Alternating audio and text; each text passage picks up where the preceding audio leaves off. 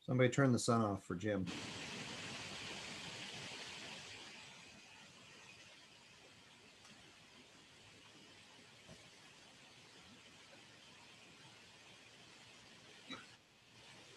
It burns. I'm not going to say anything. I'll let Sean say something. Sean's still on vacation. He won't be here tonight. Oh, it's too tempting. All right. Well, we do have a. It's. Hey, Jody.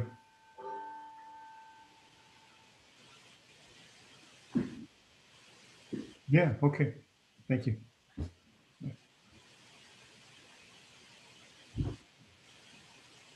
You got. If you guys or whoever's IT could let Robert Ambrosano in, Teresa Tozier.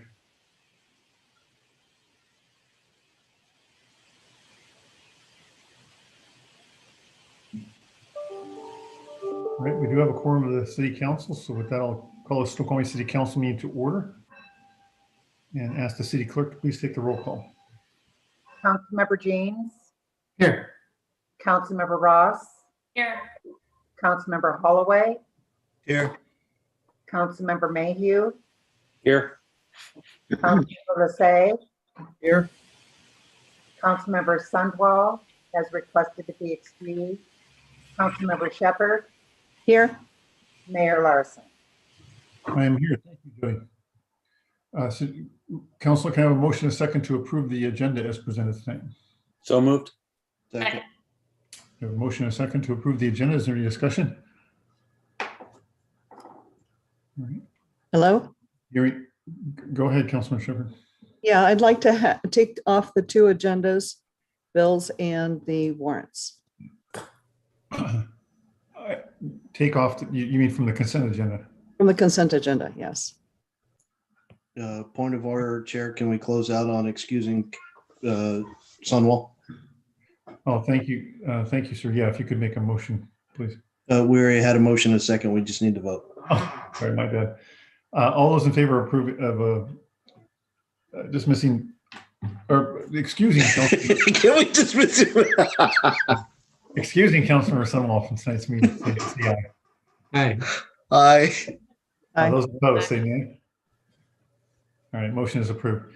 Okay, so basically, I think the only thing left on the minute on the consent agenda, which no longer exists, is the minutes. Is that correct? All right.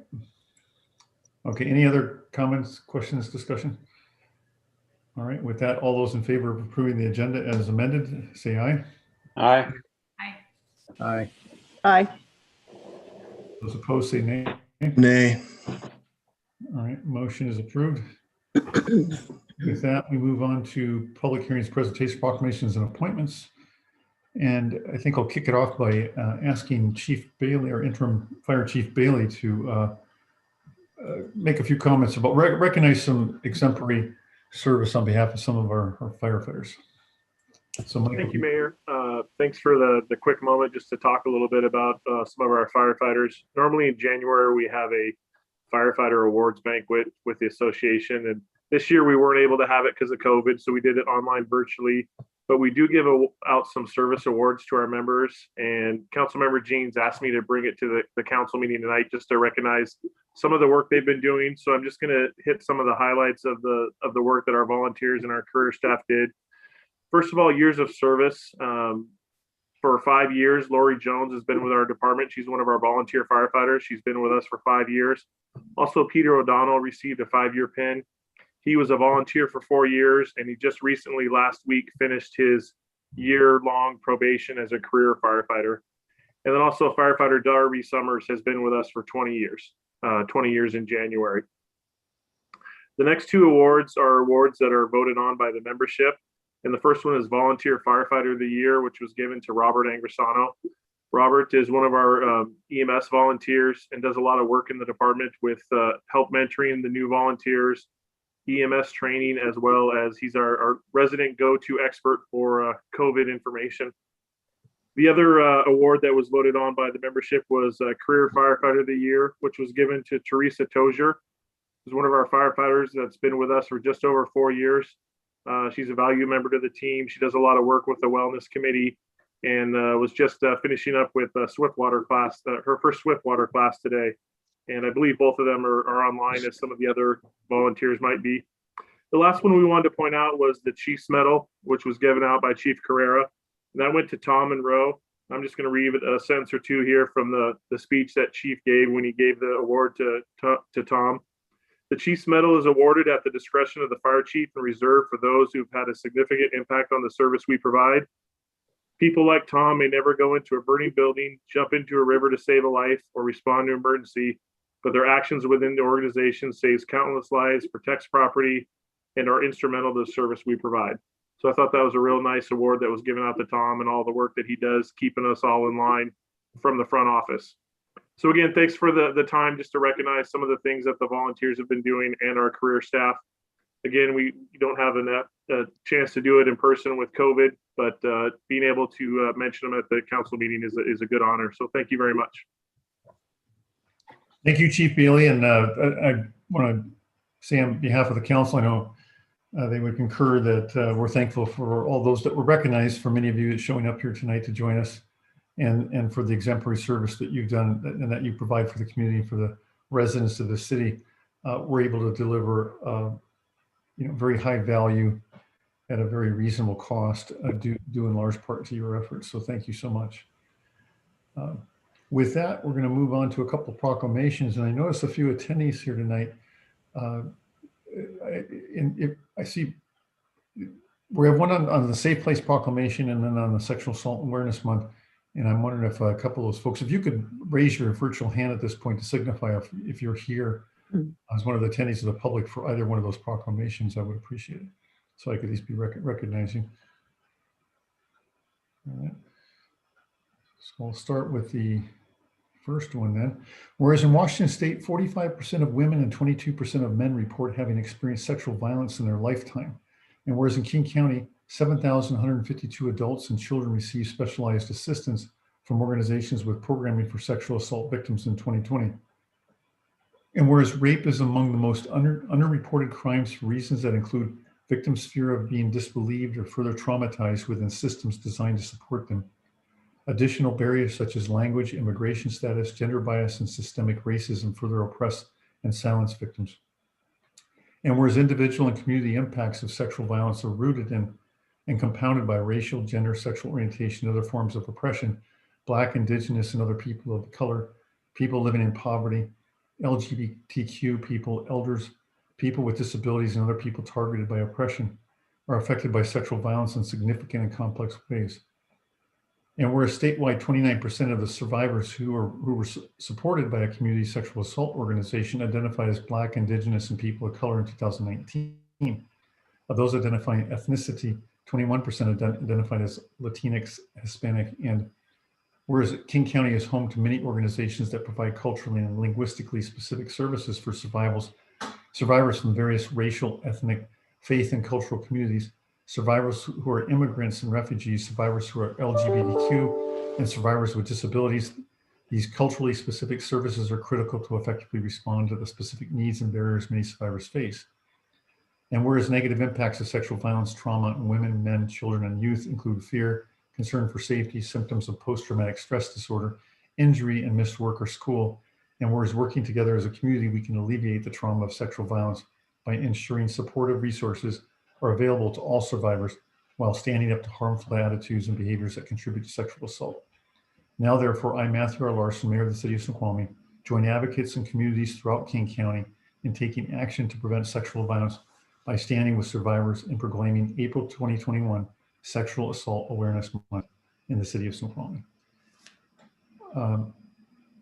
Again, I don't see a hand going up from some of the visitors here to recognize that, but I think Councilmember Ross will bring this to our attention, as many of the SCAC or Sound Cities Association was making us all aware of this again, which we've been supporting every month.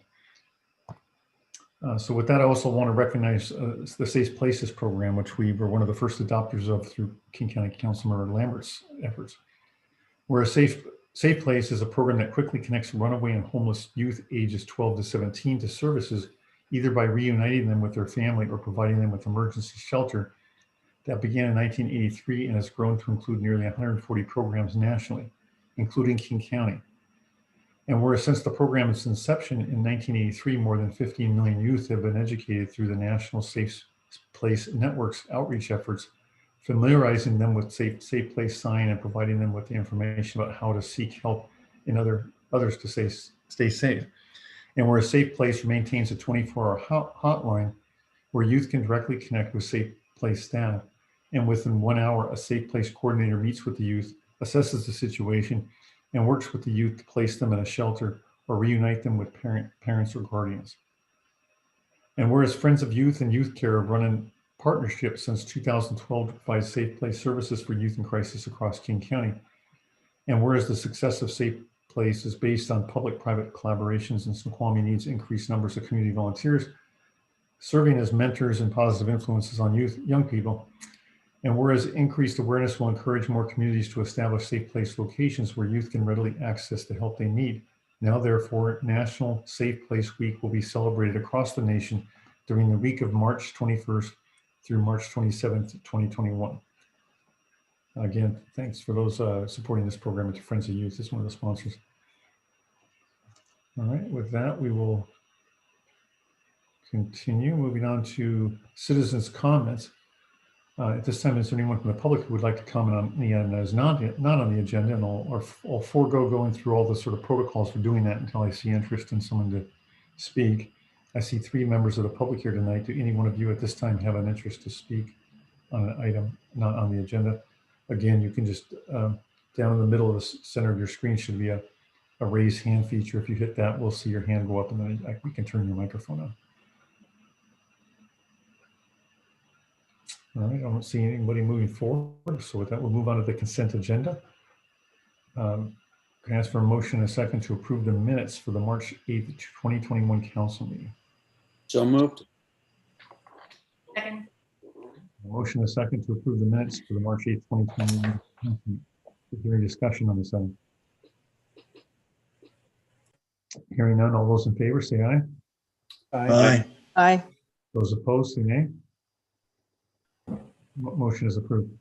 And as is our normal procedure, we will take up items that have been taken off the consent agenda immediately after the consent agenda. So I'll begin with approval of warrants. Can I have a motion and second to approve the warrants as presented? Move to approve the warrants and claims as presented. Second. All right, I have a motion and a second to approve the warrants as presented. Is there any discussion? Councilmember Shepherd, go ahead. Yes, I will not be voting to approve the warrants without being able to see the warrants. All right, thank you. Chair of the F&A committee or the official auditing committee, did you have anything to say? Hearing no. Oh, Councilman Lissay, go ahead. I will be voting to approve the warrants because I was sent a packet which included the warrant information as agreed to by council and had a chance to review them and did not have any comments. Therefore, as I said, I will be approving the warrants. All right, thank you. Councilman Mayhew. Yeah, I guess I'm confused by my fellow council members' comments. Since all the information on claims, as a reminder, folks, we actually approve claims, not warrants. But in any event, all the information on the claims that are being paid by these warrants was actually provided to all council members. So I'm completely baffled as to what it is that my fellow council member is looking for. Councilmember Shippey. So what is provided to council is not as a list of check numbers and who the payee is, but it has no supporting documentation of what the checks are written for. Councilor Lissay and Councilor Mayhew. Sorry, I left my hand up. Councilor Mayhew. So I at this point, I'm just completely exasperated. I'll just remind all council members that for years, this council has had codified in our code that if council members have any questions, they can direct about any claims, they can direct those questions to the F&A committee, who will then obtain responses. We did not receive any query from any council member that was not on the that is not on the F&A committee regarding any of these claims. So there's sort of this, I seem to be hearing that there's some mysterious claim that's in question, or claims that are in question, but no one has received any communication as to what they are. And so I think it just leaves just bafflement as to what it is that's being questioned and how it is that we could go and get answers to those questions. If the notion is all council members want free run of all of the filing cabinets in the city, that just would completely baffle me. That's not a thing. So I just don't understand what's being asked for. Councilor Shepherd. So we do know that that's not accurate.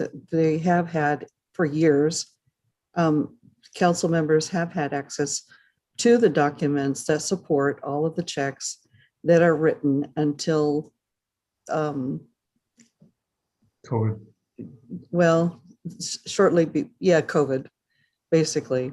And so I'm really concerned about some of the choices that are being made as far as what checks are being written for.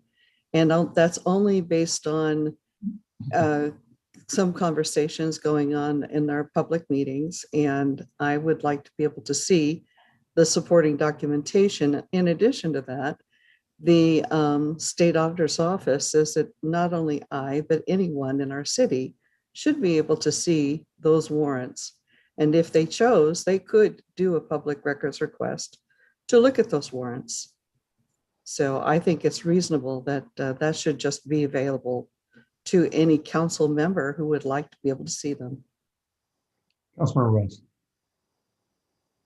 So it is correct. And I know Councilmember Shepherd, you spent quite a bit of time looking at warrants before COVID. In fact, I believe you spent about 4 straight days to each cycle reviewing warrants. And at that point, you still never voted to approve warrants. Councilor Maine. So I've heard now from fellow council members that there's a concern about choices being made about which claims to pay. But I would just repeat, please, council members, if you have a concern, please communicate it to the F&A committee. We're ready. We have processes with staff to go and obtain backup and look at backup regarding any claims that are of concern. So there's a process to do that. If you don't avail yourself of that process, then it's really baffling how anyone is to satisfy your concern. So please communicate your concern and let us work to help you on that. And as to the notion that somehow the public isn't entitled to public records requests, that is absolutely not true. Any public records request that is made of the city is responded to as required by law. So certainly that information is available, but this process we're talking about tonight is not about public records and the public. This is about council members approving claims and warrants. And so with regard to that process, please, fellow council members, let us know what you're concerned about. With regard to the COVID emergency, I would remind people how many hundreds of thousands of our fellow citizens have died over the last year of COVID. We have a process in place now to try and keep our employees safe and allow them to do their jobs. Our city hall is closed to the public right now, largely to protect both members of the public and our employees. So the notion that they're just going to be available, that staff is going to be available to do whatever sort of queries and questions we might have. Just doesn't make any sense. Folks, let's try to work together to address concerns that we have. And with regard to claims and warrants, please communicate your questions to the F&A committee, and we will look into this. We stand ready to do that. Councilmember Hawley. I would prefer not to contribute to the shadow theater of innuendo. I call the question. Second. Motion and a second to call the question. All those in favor say aye. Aye. Aye. Those opposed say nay. No, no, Motion is approved by a supermajority. All right, so back to the main motion. All those in favor of approving the warrant say aye. Aye. Aye. Those opposed say nay. nope. All right, thank you. The motion is approved. Moving on to Agenda Bill 21019, advertise for bids for utility infrastructure improvement phase 2 project. I guess I did the meeting, so I'll call it. All right. This project will repair or replace existing water mains, stormwater facilities, spot repair for sanitary sewers, sidewalk, and other transportation improvements along Dune, Maple Avenue, King Street, as well as Cedar, Fir, and Fir. Sorry. Move to approve the request to advertise for bids for the utility infrastructure improvement project phase 2. Second. I have a motion and a second to approve Agenda Bill 21019 as stated by Councilmember Holloway.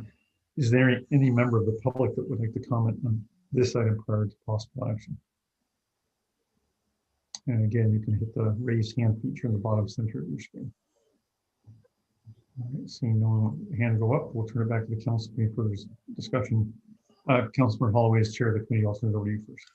All right, thank you. This is an item that is on our capital improvement project things, in which we have bond already secured. We voted on securing those bond funds, and this is an execution of that plan. You have attached in your package a project status page, which gives description of the project as well as at least the budgetary plan to date. And there is also a vicinity map describing which streets will be affected. This is a continuation of plan we already approved, just executing. So I'll leave it at that. Councilmember Shepherd. Councilman Shepherd, you're on mute.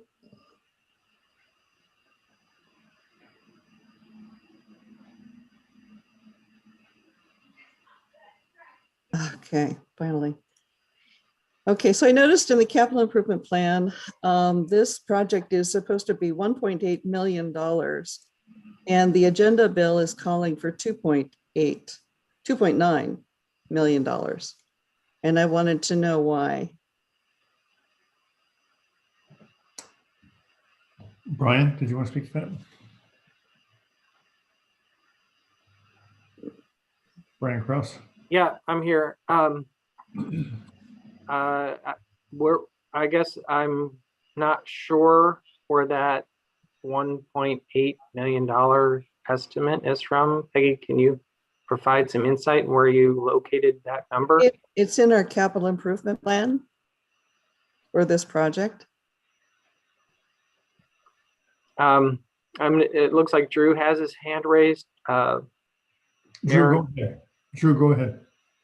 Thank you, Mayor, and thank you very much for the question. This past December, Council passed a utilities capital improvement plan that included something called the Downtown Snoqualmie Infrastructure Improvement Program, which is what this agenda bill is in reference to. We actually built this, the funding for this project across 3 separate utilities. So it includes not only the water utility, but also the sewer utility and the stormwater utility. When you add up those 3 totals, it adds up to $4.3 million. I think what Councilmember Shepherd, what you may have been referencing, for example, is the $1.72 million that we had budgeted for water, but we also have to incorporate the 1.72 budgeted for sewer, as well as the $860,000 that we had budgeted for stormwater. Thank you. Thank you, Drew. And Brian. Councilor Mayhew. So I just want to observe that in social media and some of the discussion one hears in public, there seems to be a perception amongst some of those who live, particularly in the downtown area of our city, that the city doesn't spend significant amounts towards infrastructure in downtown, including streets. This is a fantastic project that does exactly that. All of this money is being spent in the downtown area, as have the large portion of these types of expenditures over the last few years. As we all know, some of those roads really need, and the underlying utility infrastructure are long, decades overdue for work. And it's just fantastic that this is happening, in my view. And in a way, I'm glad this got pulled off consent, because it's just a chance for us to reemphasize that the city really is doing a significant amount to try and address these long-standing needs downtown. And I'm really pleased to see this project. Thank you, Councilor Mayhew. Councilor Shepherd. Okay, so I probably missed the other, the water, sewer, and stormwater, but what about the money that's supposed to pay for it? They mentioned something about, what is it called? Reserves. What reserves are they referring to? I'm sorry, who are they? Who's they, Councilor Shepherd? In the staff reports, it talks about being able to afford it and using reserves, and it wasn't clear what reserves they were referring to.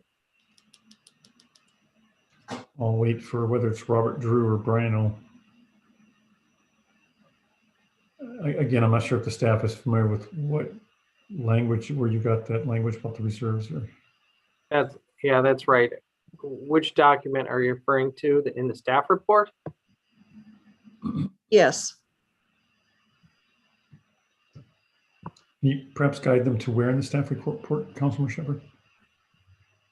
Okay. Let me find it.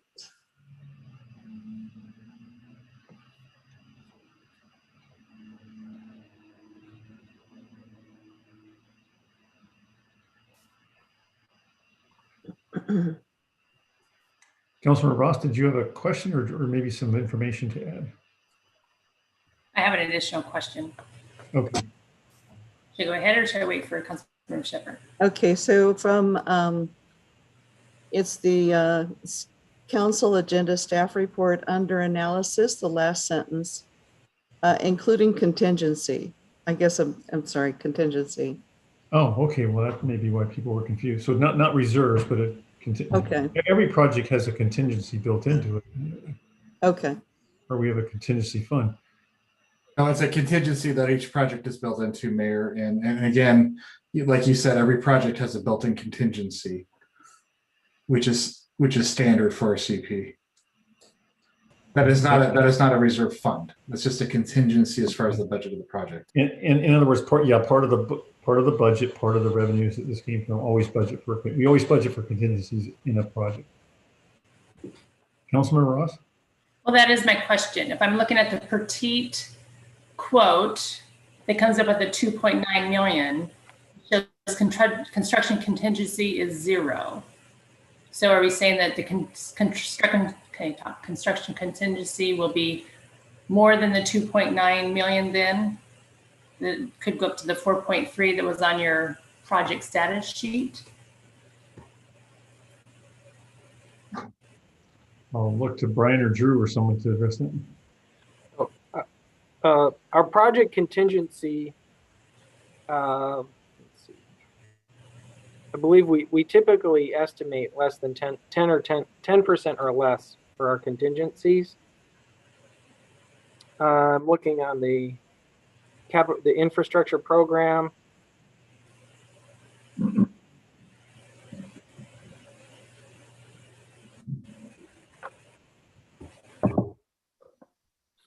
For the summary. Drew, go ahead. So all I was going to say is, as a part of the bid package, usually there might be some sort of portion that Petite would say that we would need to set aside for contingency as a part of whatever construction that we do, but that doesn't necessarily refer to the overall project contingency. So indeed, that project contingency that we would have overall would be built into the $4.3 million that you see as a part of that project status page.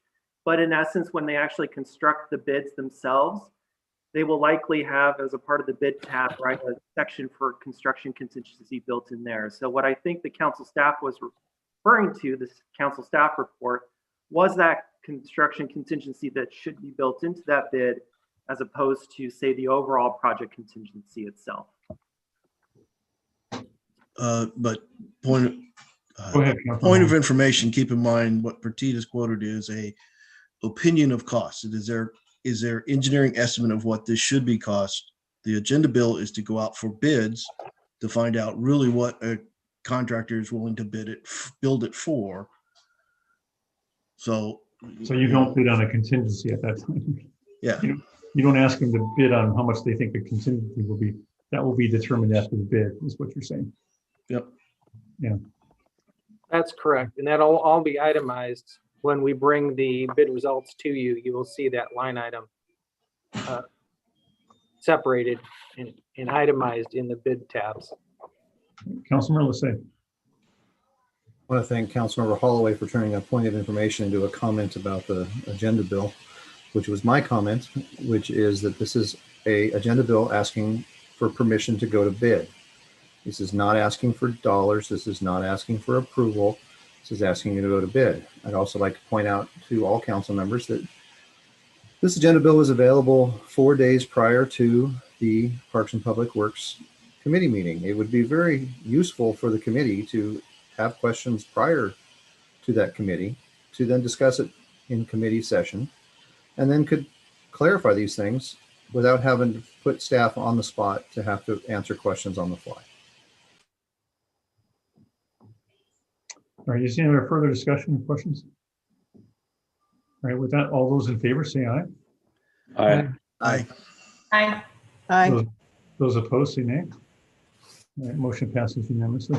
Senate Bill 21020, advertised for request for qualifications for construction management and inspection services for the record office revetment repair project.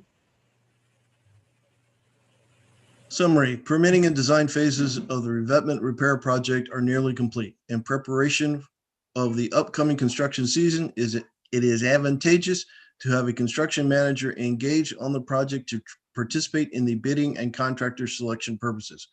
With council approval, staff will advertise a request for qualifications to select a construction manager consultant prior to bidding in May of 2021. Construction management services are contained within the project funding level approved for reimbursement in the King County Design Services Agreement. Move to advertise for request for qualifications for construction manager and inspection services for the record office revetment repair project. May I have a second? Second. We have a motion and a second to approve Agenda Bill 21020, stated by Councilmember Holloway. Is there any member of the public that would like to comment on this item prior to possible future action? I do not see anybody's hand go up. So with that, any questions or comments, council, at this time? Chair, I would like to speak to it. Yes, go ahead. This is a project we have worked in conjunction with King County. As a matter of fact, they are funding this project. This will be a pass-through for the revetment office. As part of that, the county has stipulated that they want outside contract management consultant. This is an action to go and seek, as this is professional services, seek contract management consultants to state their qualifications for the project. To determine which one is best qualified. From there, we will negotiate price, and that will come back for council approval. This is very similar to going out for a quote. Thank you, Chair.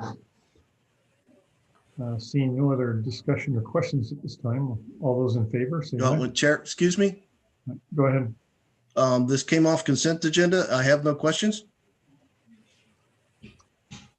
I'm sorry, I thought you were just, did you want to speak to Well, something? it's kind of a point of order. If we're going to bring it off consent agenda, we should have some discussion. I was waiting to see if the hand went up. There was no action in me, so I was as baffled as you are, but now the hand is up. Councilmember Shepherd, go ahead.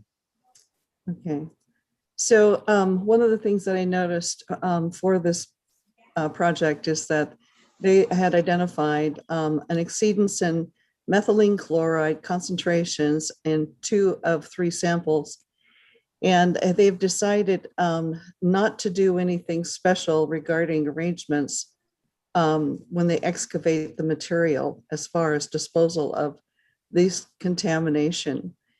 And so, I'm sorry. Go ahead, Councilman Lasay. This agenda bill is for requesting qualifications for construction management. I'm not sure what the intent is of the question, as it doesn't pertain to the actual agenda bill. Why is it? I'm gonna allow it only in that you can make some sort of nexus that if you're approving a construction manager, you're moving forward on a project that it seems to council member questions whether it's been thoroughly analyzed because of some alleged toxic materials or something. So I'll indulge. Go ahead, Councilor Shepard. Okay, so we do have a company that on the ridge who does have a permit to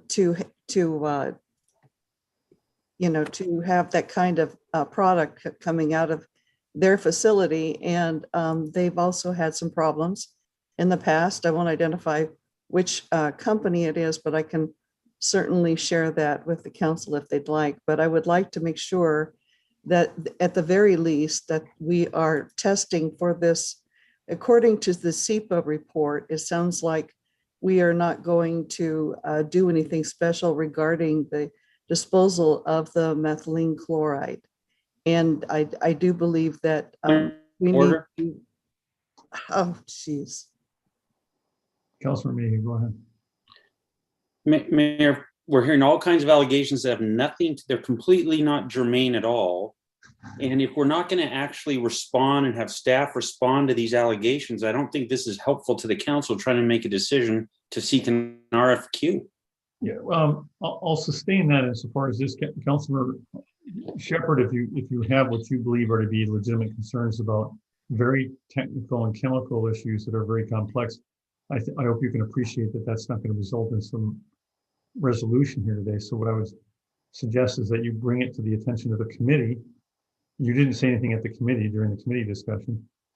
I did bring it to the attention of the public hearing. Okay, yeah, and I guess I got some notes about that, but you didn't bring it to the attention of your fellow council members at the committee, at the Parks and Public Works Committee. I'm sorry, but to me, it's bringing it to the council is a valid place to bring this to the council's attention.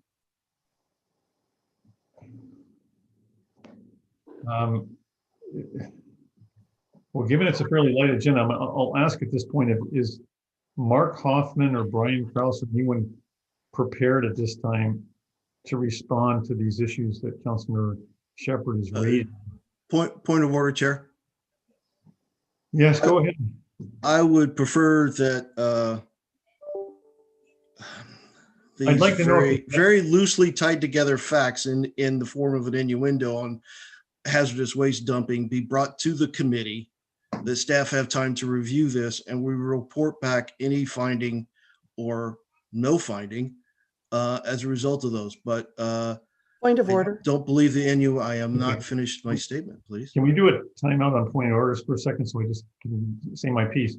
I would simply like to know from the staff if they can give it a simple answer that says the engineers, the experts in those fields have thoroughly reviewed the issues that Councilmember Shepard's raising. They were raised before she even read it. Obviously, it was put in the report. They've been fully satisfied and they're recommending moving forward. Or on the other hand, if the staff is saying we're unfamiliar with it, we'd like to have more time to study that, then we can do that. And then the council can determine if it wants to move forward on this agenda bill tonight. So if you indulge me for a moment, if everybody can drop their points of order, I would just like to hear from some of the staff as to whether they feel that this is an issue that's been fully vetted and they feel that the experts have it under hand. So I don't know if that's Mark Hoffman or Brian Krause. Thanks, Mayor. I believe Bob has his hand up, and then I can go after Bob. I'm sorry, who? Oh, Bob Sturbank. Yeah, Bob Sturbank, go ahead. All right, thank you, Mayor. A couple things. First, this agenda bill, I don't remember where the comment came from, but this agenda bill doesn't move the project forward. This is like this previous one. This is merely advertising for qualifications. It's not even awarding a contract. And it's construction management services.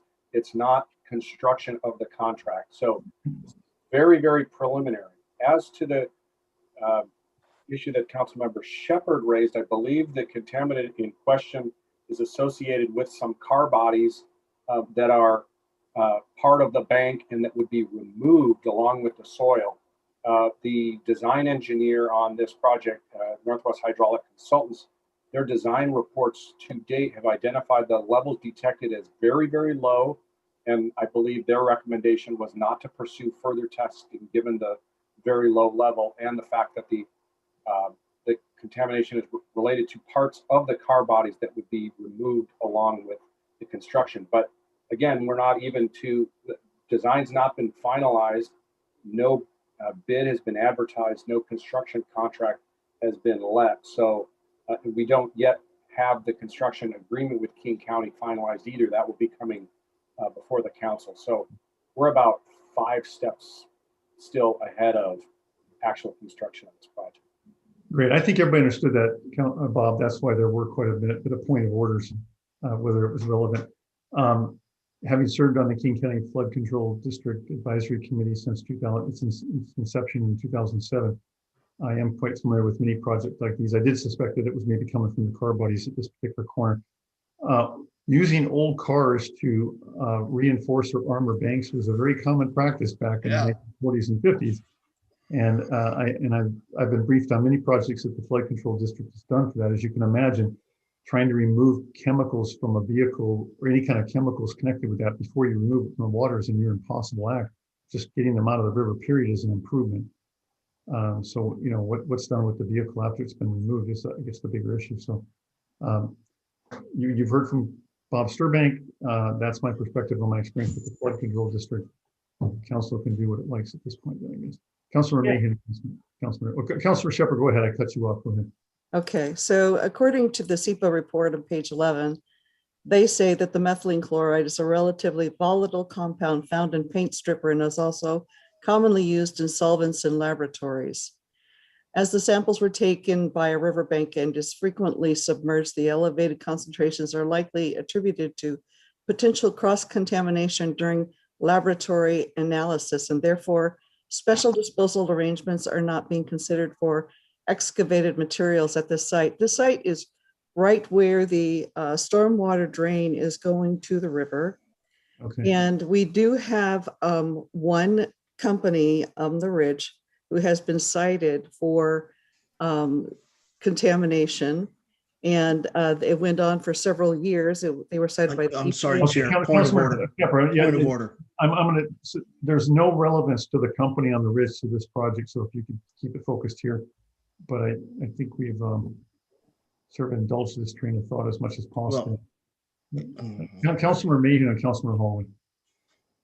Yeah, all I was going to say is, you know, I have a sense that there's some concern here that Councilmember Shepherd is bringing up, and I really wish I could understand it. We seem to be hearing from documents that aren't part of this agenda bill regarding topics that aren't part of this agenda bill. So there seems like there's some time this should get an airing, and I'd be interested in it. It's just not today. And just folks, you know, maybe I'm to blame as much. When we do a point of order is just because something's happening out of order. A point of information is to request information. It's not to interrupt a fellow council member and start providing your debate. So I think we'll get through these better if we can just, you know, stay to things that are germane to the actual thing that's being considered. And I hope we just do that, because I'm thoroughly confused now.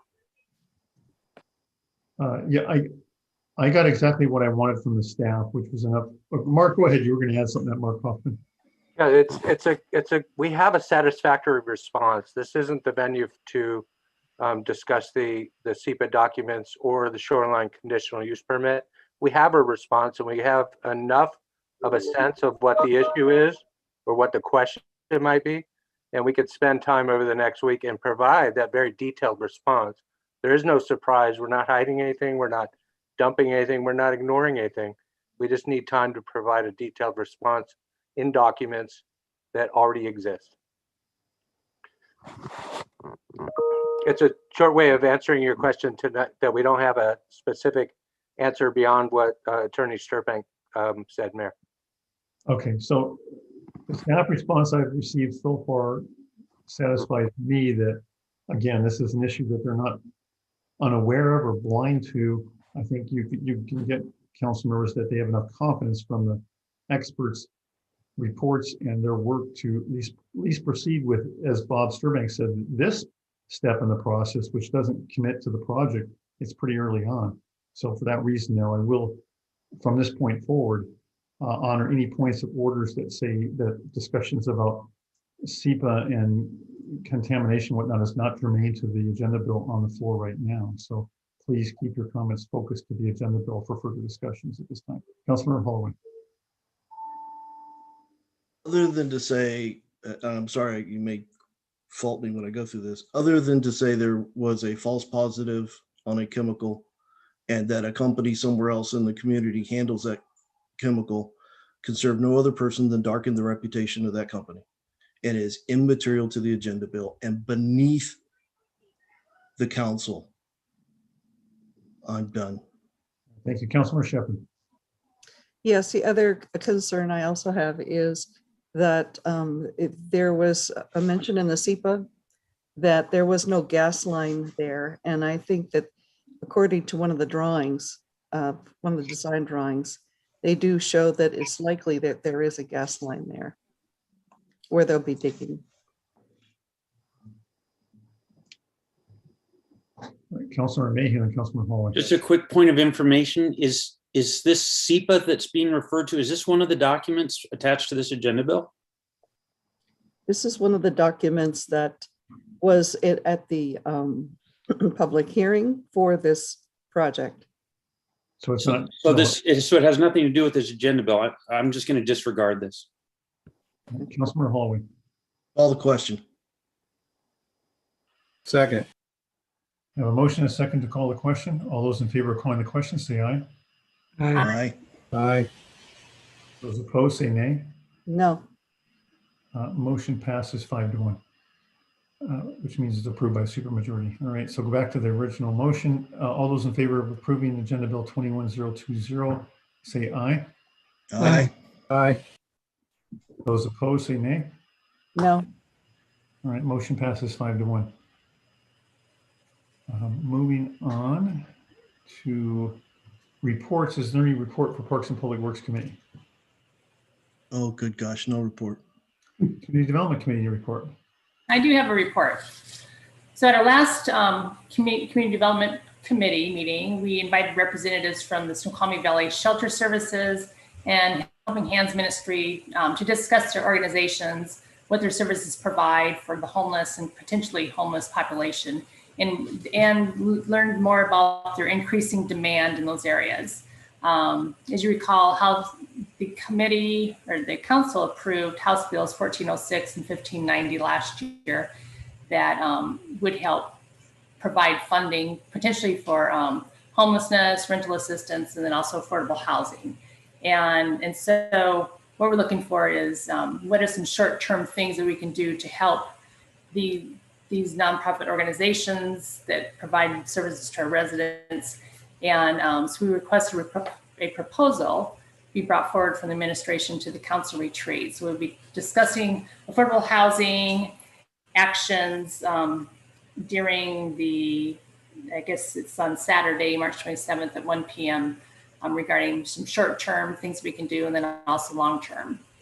The other thing is at our next CD committee meeting, we are going to review the SWOT analysis results and then also discuss the process.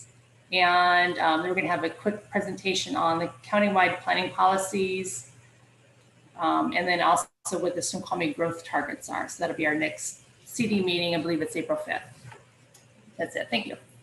Great. Thank you, Councilmember Ross. Finance Administration Committee report. No report. It's Public Safety Committee report. No report. Under Committee of the Whole, we have Agenda Bill 21021, interlocal agreement for vaccine clinic services between the County Public Hospital District Number 4, doing business as Snoqualmie Valley Hospital in the city of Snoqualmie.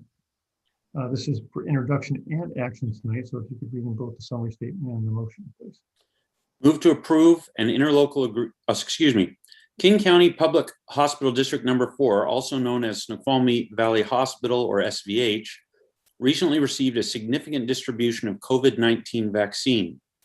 SVH desires to partner with the city to stage mass vaccination events on March 28th and April 25th, 2021. The proposed interlocal agreement, which is based on a form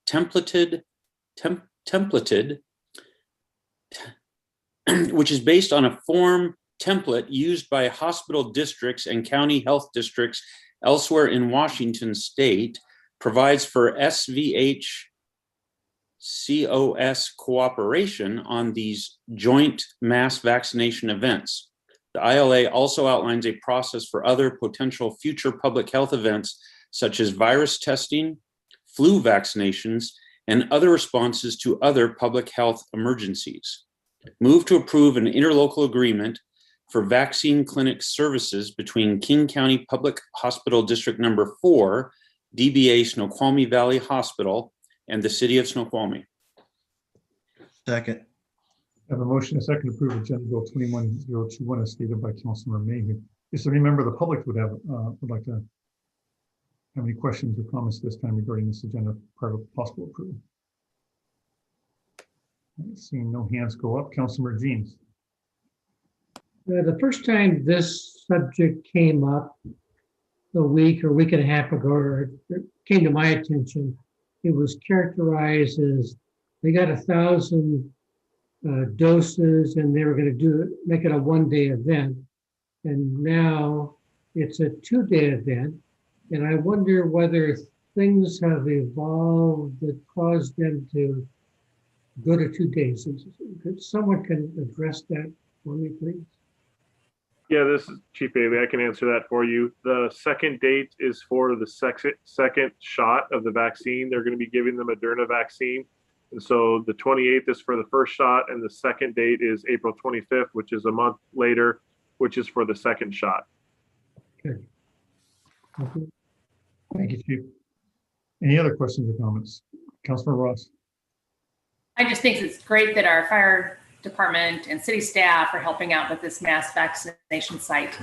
And I've actually signed up to volunteer. And so I'm sure they're looking for maybe some additional volunteers, and Deputy Chief Bailey would be the one to reach out to. So thank you for doing this. Yeah, I think some of the public, Chief, the public works staff are going to be assisting with some of the traffic control too, are they not? That is correct. I was just meeting with them today. The police department and the public works are going to help us out with getting the required equipment and some of the traffic control, as well as our volunteers and some of the career staff, and also Falls City Fire Department and some of their volunteers are also going to be helping. Altogether, we have about 20 volunteers from the city that are going, 20 staff members that are going to be helping with the event on the 28th. Thank you, sir. Councilor Shepherd. Oh, I'm sorry, Councilor Jeans and Shepherd. Actually, I've already spoken. I do have something else to raise, but I'd go for Shepherd first. Okay, Councilor Shepherd. I was just curious if you have had appointments made for who is going to be vaccinated. Yes, they put it out earlier this, I believe it was maybe on Tuesday of last week. They put it out through social media and then also on their website. And from what I believe there was 1,008 doses or appointments that were filled within 24 hours. Good. Councilor Jeans. So I've had personal experience with the hospital and them issuing doses of COVID. And I have a very positive experience with them. So I'm so glad that we are partnering with them in this effort. I suspect it'll be highly successful. Thanks, Councilor Jeans. All right, if there's no other questions or comments, all those in favor say aye. Aye. Aye. Aye. Those opposed, nay. All right, motion passes unanimously. Thank you. And I want to thank Bob Sturbank for cranking out this in the local so quickly. I assume with assistance from Chief Bailey and the hospital staff as well. So thank you all very much. Or whoever else had a hand in that. You can quickly recognize them too, Bob, if I didn't recognize them. Or maybe Anna. I get your reference to Deputy Chief Bailey, who's been carrying the water on this going back and forth with the hospital. Great, thank you. Thanks. Is it, at this time, are there any reports, liaison reports at this time of the community hall? Councilor Ross. So actually, I'm just a reminder of the SVGA meeting that's on Wednesday. And they're featuring presentations on Snoqualmie Watershed Forum by Alyssa Ostergaard, who's the Salmon Recovery Manager, and also the AWSC Legislative Update by Candace Bach, Director of Government Relations. So that'd be interesting because we are now 2/3 way through the legislature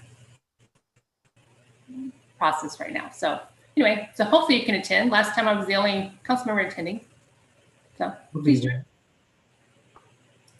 All right, thank you, Councilor Ross. Any other liaison reports? All right, very well. With that, we'll move on to announcements, and just want to note again that we do have the retreat this council retreat coming up this Friday and Saturday from 8 to 5:30 on both days, on Friday and Saturday. If we move through things expeditiously, perhaps hopefully we'll be out earlier on Saturday. Are there any other questions from the staff at this time, or any other announcements before we adjourn? Councilman Hussain. Yeah, I asked this question via email, and I'm still kind of looking for an understanding of what the agenda will be and the time schedule for the retreat this week. In past years, we've had that by now, and documents to take a look at and provide some pre-review prior to the event actually happening. Can I get an update on when we might see something? Yeah, and if I could also give you an explanation as to why things have been somewhat delayed this, or rather unusual this year. It seems this year never ceases to, or as long as 20, to throw curveballs and surprises. Of course, the last curveball that's been thrown at us was a positive one, and that was the approval of $1.8 trillion from the Congress stimulus, or ARPA funds, American Relief Program. I think it's called ARP. There is a U.S. Conference of Mayors has released, along with EWC, numbers kind of conjecturing how much money would be available for each community. And so that would definitely have an impact sort of on a lot of we had the retreat pretty well laid out when that happened. And we realized we sort of had to tear up the program and sort of rewrite it depending on how we could put some of those monies to use. So it was a very good problem to have, but one that kind of created some new disruptions in sort of our otherwise well-laid plans. With that, I'll offer it to the Mayor Pro Tem. He's been spending a lot of hours, generously giving up his time, working with myself and the staff to try and Marilyn Baird trying to hammer out the details of that, or to Mark Carrera, our interim city administrator, if you don't want to speak to any of that. I'll start with the Mayor Pro Tem. Unless you want me to kick it to Mark instead. Yeah. I guess I'm still not clear what questions. Obviously, what you just said, Mayor, has been kind of, there have been some. Let me just share the observation that planning meetings for this have been going on for 3 months, actually a little more maybe, but a lot of people put a lot of hard work in, and as the Mayor just alluded to, actually a chunk of that hard work now which was looking at how the heck were we going to budget? How the heck were we going to balance the budget through this COVID period? And now that ball game is significantly changed with the American Rescue Plan, I guess it's called. We don't know yet the details of that, and so this makes it very hard for staff. They're trying to figure out, well, wait a minute, if it looks like there's going to be a lot of help for certain areas, then we don't need to do any action on those areas, even though they've put in many weeks trying to figure out how to solve that problem. So it's been changing. Some of the other things that are more straightforward, such as looking at our CIP and coming up with actual approval for projects for this biennium, is all materials that everyone's already seen. And so I think Councilmember Lissay is right. Let's get that material back out to you. But I think there was a sense of, look, we all are familiar with those documents. We just went through them over the last few months, so it won't be a surprise. But at the same time, I think his comments well taken. Let's get that just refreshed. Yeah, so we've been reinventing that through much of last week. In fact, there were two more meetings today, one with staff this morning and then later one in the early afternoon with the Mayor Pro Tem and myself and the staff. And which was a very productive meeting, helping really clarify more of the, the outcomes we're looking for on each of the sections of the retreat and the material needed to put together with that. So it may take another day or two, but we're hoping to get that to the council as soon as possible. Yeah, the thing I would say, council members, is that original agenda, which lists all the topics we're going to cover and kind of, told you the time, that hasn't changed. The specifics under those have changed a bit, but it's still those topics, and it's mostly stuff that you're familiar with, but still fair enough. I think staff, I know that staff's trying to get out to you a little more detailed agenda, list out the goals and objectives for each thing. Councilmember suggested that, and it's a great suggestion. So it's all happening. And I think that you won't be frustrated. I hope you won't be frustrated in the end when you realize that, this is mostly materials I've seen before. And so that's kind of the status. That's all I got to say, I guess. Mark Carrera, you're CA, I don't think it's you, if you want to add anything. No, you guys summed it up really well. I will just add that Jody's been hounding me as well to get the finalized agenda out. We did galvanize it this afternoon with the mayor and the Mayor Pro Tem. So my goal is to have it out with the one that the Mayor Pro Tem was just talking about, have it out to you by the end of business tomorrow. All right, Councilman Hallman and Councilman Lasay. Well, the agenda coming out, will it have expected time durations on the agenda items? Well, so we're going to put in some target start times, but remember, folks, this is the council's retreat. How much time we spend on things is our choice. So, I'm sorry, I was just trying to talk. Mayor Pro Tem, that's kind of an issue. We spend talk. Okay, go ahead. I was trying to talk. I mean, if you need to interrupt me, go ahead, I guess. Okay. No, my only point is tonight we spent an inordinate amount of time about subjects not germane to anything on the agenda. So we as a council do not have a good habit of time management. So we probably need to assist ourselves in running in there with some projected times on those agenda timeframes so that when we start to go over, we can pull ourselves back or decide something else. That is an excellent point. No, that's an excellent point, and just what I was just about to say. Couldn't agree more. My understanding was that it's exactly the same point. One of the same points that Councilmember Lasay was making. You're right on that. My sense of this is we've got some decisions to make. Some of these we kind of dodged a bit for a while. It's time to make some tough decisions based on the funding that we have and what we want to do. So, we could go on forever, couldn't we? So there are time frames, and that'll be on the schedule that I want to call him the chief. I guess I should call him the city administrator.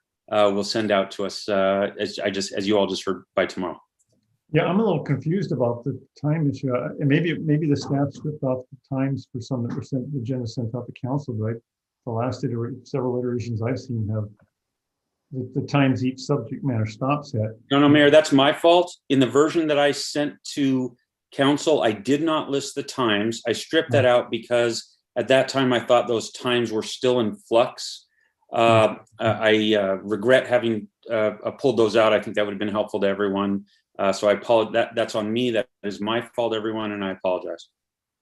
All right, thank you, Councilman Lasay. So, Councilmember Hallway directed one of the questions I had, which was time-sensitive issues and making sure we stay on schedule, and having the if we do run long on something and feel that it's necessary to talk longer on something, then we will make that judgment call at that time. Second question is this a virtual? Is this in person? And where would it be? Because that's not in any of the information I've received. It's virtual. It'll be a Zoom retreat, unfortunately, but we felt that was the safest way to go. We gave a good faith effort to try and make some sort of hybrid or other, configuration work, but just there were just too many logistical challenges, and we didn't think the optics were very good for the council or the staff to be attempting that anyway. So, Commute will be short. yes. So we know it's going to be a bit of a drag to be spending that many hours behind a Zoom meeting, but it's always tough when you have several meetings in a row. But again, Is there opportunity to reconsider that, being that we are now in phase 3, can have 50% occupancy, and do all the things that would seem to facilitate having, a dozen people in council chambers? that simply would be not practical at this late date. If I could just share with council the initial approach, which each of you, or at least 6 of you, I think I called and discussed this with and got your input on. The initial attempt was to try and do this in person. We tried very hard to figure out a way to do that. In the end, the logistical challenges were just too great.